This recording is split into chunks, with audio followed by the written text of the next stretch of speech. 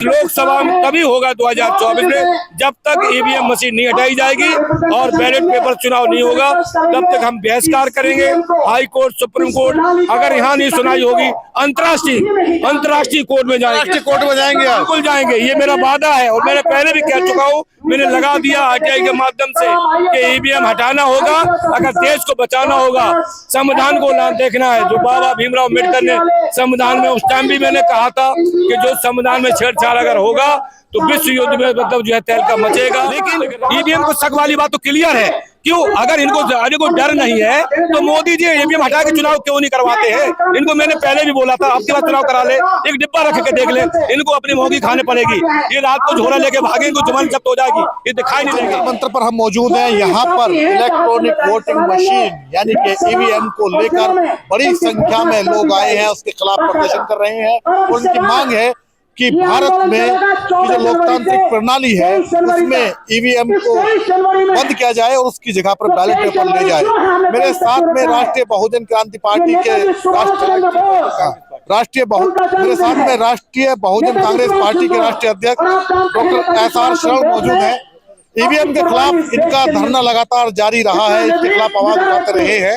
अब इनसे जान लेते हैं कि जब लोकसभा का चुनाव सर पर है तो उस दौरान ये ईवीएम को लेकर जो इस प्रकार का प्रदर्शन किया जा रहा है, क्या मायने हैं इसके? सबसे पहली बात यह है कि आज जो है यहाँ पर आप उपस्थित हुए, इसके लिए मैं दिल से धन्यवाद करता हूँ। मैं राष्ट्रीय बहुजन कांग्रेस पार्टी से राष्ट्रीय अध्यक्ष। ईवीएम हटाओ, लोकतंत्र बचाओ के बारे में हमारा बार बार नारा चलता रहा और आज जो है इस उपस्थिति में भानु प्रताप सिंह जो है उपस्थित जो है मंच पे बैठे हुए हैं, इसको देखते हुए हमने पूरे भारतवर्ष में जनता से अपील की है कि ईवीएम हटाओ, देश बचाओ, लोकतंत्र बचाओ और इस संविधान को अगर बचाना है तो ईवीएम को हटाना होगा। राष्ट्रीय बहुजन कांग्रेस पार्टी ने कई बार जनता से अपील की है, गुजारिश की है, रिक्वेस्ट करी है कि सब लोग जो है, जितनी पार्टियां, राजनीतिक दल हैं, ये सब एक मंच पे आए और ईवीएम हटाएं तो भारत को बचाना होगा, इस लोकतंत्र को बचाना होगा, इस संविधान को बचाना होगा। लेकिन राष्ट्रीय बहुजन कांग्रेस पार्टी ने लगातार ईवीएम पर बात उठाते रहे, चलती रही। लेकिन आज जो है उस स्थिति में है, जो आज इस उपस्थिति में राष्ट्रीय बहुजन कांग्रेस पार्टी ने ईवीएम हटाने के लिए इस समर्थन के पक्ष में हम आए हुए हैं। जो इस उपस्थिति में मैंने दर्ज कराई कि राष्ट्रीय बहुजन कांग्रेस पार्टी इस चीज को लेकर जाना चाहती है कि वास्तविक ईवीएम में जो है लगातार कंटिन्यूअस जो पोजीशन थी, हमने पहले भी अपील की थी, ज्ञापन दिया था माननीय गृह मंत्री और प्रधानमंत्री को कि ईवीएम में घोटाला है और उस घोटाले पर चुनाव आयोग को मैंने लिखित शिकायत दर्ज कराई। लेकिन अभी तक उस पर कोई रिस्पॉन्स नहीं निकल रहा है, मामला ज्यों का त्यों पड़ा चल रहा है। इस कान सुनते इस कान निकाल दिया जाता है।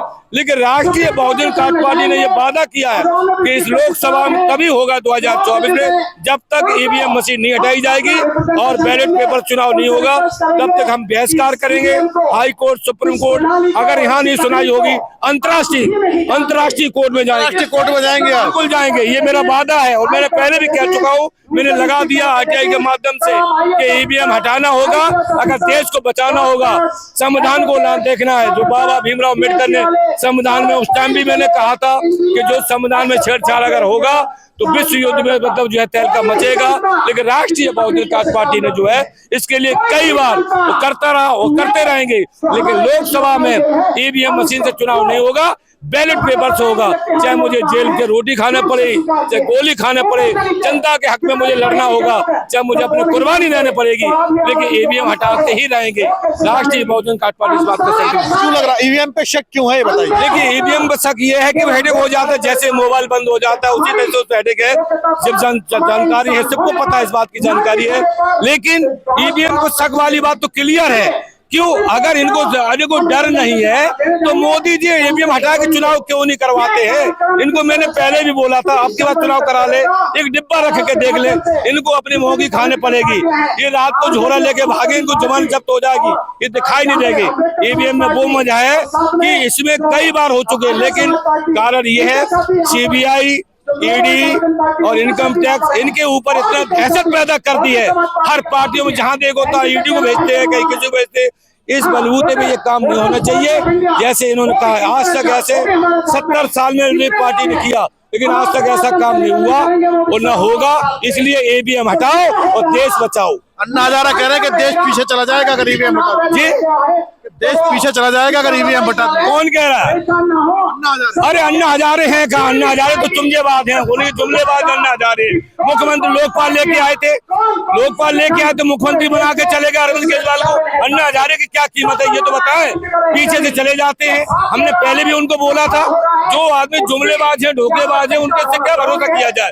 राष्ट्रीय बहुजन पार्टी ने जो संकल्प लिया वो करके दिखाएगा, वो करके सामने दिखा रहा हूँ। एक बात तो बताइए, जब लोग ये कह रहे हैं कि महंगाई कितनी हो जाए, आएगा तो मोदी, चाहे पेट्रोल 500 रुपए लीटर हो जाए आएगा तो मोदी, तो आप कैसे कह सकते हैं कि ईवीएम में खराबी है जब लोगों के दिमागों में ही खराबी है? अरे ईवीएम से अधिक विश्व युद्ध हो जाएगा।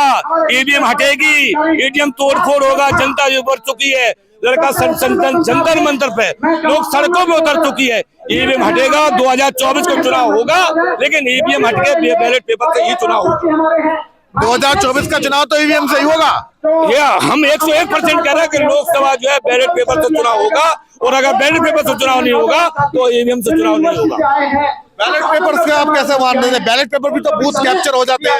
नहीं, ऐसा है, बैलेट पेपर से कभी ऐसे नहीं हुआ, आज तक ऐसी नौबत नहीं आई और न आएगी, इसके लिए दो राय नहीं है। आप चिंता न करो किसी बात की, ये में हटाना पड़ेगा और ये देश बचेगा, लोकतंत्र बचेगा। इसके साथ हम ज्यादा नहीं बोलना चाहते।